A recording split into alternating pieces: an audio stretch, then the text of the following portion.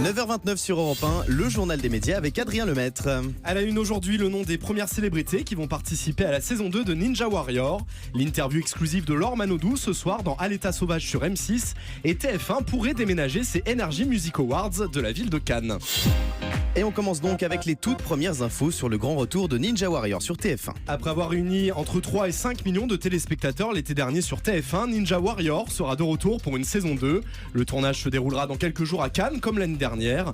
Les sportifs devront défier de nouveaux obstacles encore plus grands. Denis Brognard nous promet même une grosse nouveauté dès le début du parcours et déclare que nous pourrons revoir certains candidats dans plusieurs émissions. Il y aura donc des candidats anonymes mais aussi des célébrités comme l'année dernière. Il se murmure déjà le nom de sportifs de haut niveau mais aussi de people comme Baptiste Djabikoni. Ça vous plaît ça, Anissa? Oui, déjà j'aimais bien ce jeu mais là avec Baptiste ça va être bien, très bien. Franck Ferrand intègre l'équipe des sports de France Télévisions. Si vous êtes friand de Ferrand, vous allez être content puisqu'en plus de le retrouver tous les jours sur Europe 1, il vient d'intégrer l'équipe des sports de France Télévisions pour commenter le Tour de France.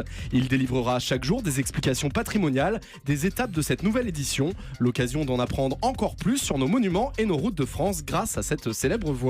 Le Tour de Franck. Excellent. Voilà, je vais quitter le studio après cette blague.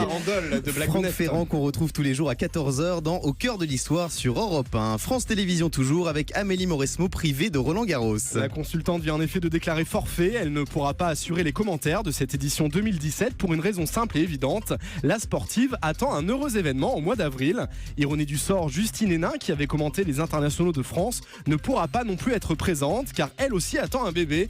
Un comble pour France 2 qui doit donc trouver une nouvelle voie pour faire vibrer l'enceinte de Roland Garros. Laure Manodou nous en dit plus sur sa participation à l'état sauvage sur M6. Après Michael Youn et M. Pokora, c'est au tour de la championne de s'embarquer pour cette incroyable aventure aux côtés de l'aventurier Mike Horn ce soir sur M6.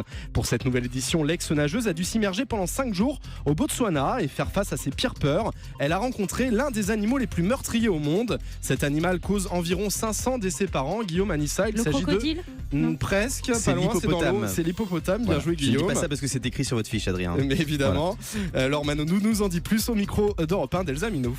Le plus difficile dans l'aventure, ça a été sur la pirogue avec la peur des hippopotames. Même si on peut croire que je suis à l'aise dans l'eau, c'est uniquement dans une piscine. La marche a été très compliquée pour moi puisque j'aime pas la chaleur. J'ai détesté Mike à ce moment-là et c'est vrai que de vomir toute la nuit, c'était pas forcément agréable.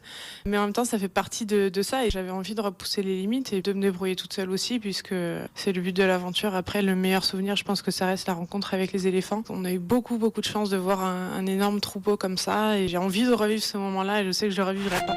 Laure Manodou au micro européen d'Elsa Minot. Le fonds d'investissement Mediawan finalise le rachat du groupe AB. Mediawan, le fonds créé par Mathieu Pigasse, Xavier Niel et Pierre-Antoine Capton, a pu acquérir 100% de AB. AB, c'est ce groupe qui détient 17 chaînes comme RTL9 ou bien encore Science et Vie TV. C'est aussi le producteur de fiction, un producteur de fiction rendu célèbre pour ses sitcoms comme Hélène et les garçons ou bien encore Premier baiser dans les années 90. Cette acquisition d'un montant de 270 millions d'euros constitue une première étape dans la création d'une plateforme indépendante de contenu premium en Europe, que ce soit pour le cinéma ou le contenu audiovisuel. Après Jean-Luc Mélenchon, Marine Le Pen évoque ses goûts télé. Comme Jean-Luc Mélenchon, la semaine dernière, Marine Le Pen se confie au magazine Télé Loisirs sur ses goûts télé. Elle déclare que Laurent Ruquier n'est pas sa tasse de thé, c'est même insupportable. Elle dit également être imperméable à Cyril Hanouna. Elle regrette le départ de Julien Lepers de Question pour un champion ou bien la disparition du magazine 30 millions d'amis. En revanche, elle est plutôt fan de Un jour un destin de Laurent Delahousse, mais aussi de Stéphane Bern pour ses émissions historiques. Dans un autre registre, Nicolas Canteloup l'amuse beaucoup. Et on l'avait vu lorsqu'elle était venue à Europe 1. C'est étonnant de voir tous ces candidats à la présidentielle répondre aux questions de télé-loisirs au lieu de répondre aux médias traditionnels. Ils veulent vraiment toucher le maximum des lecteurs. Les Energy Music Awards pourraient déménager de la Croisette l'année prochaine. Selon nos confrères de Télé 7 jours, TF1 pourrait décider de ne pas aller dans l'historique palais des festivals à Cannes cette année pour sa nouvelle édition des Energy Music Awards. La cérémonie pourrait alors déménager au même endroit où était tournée l'émission Nouvelle Star. Ce lieu, c'est l'île Seguin à l'Arche Saint-Germain dans les Hauts-de-Seine.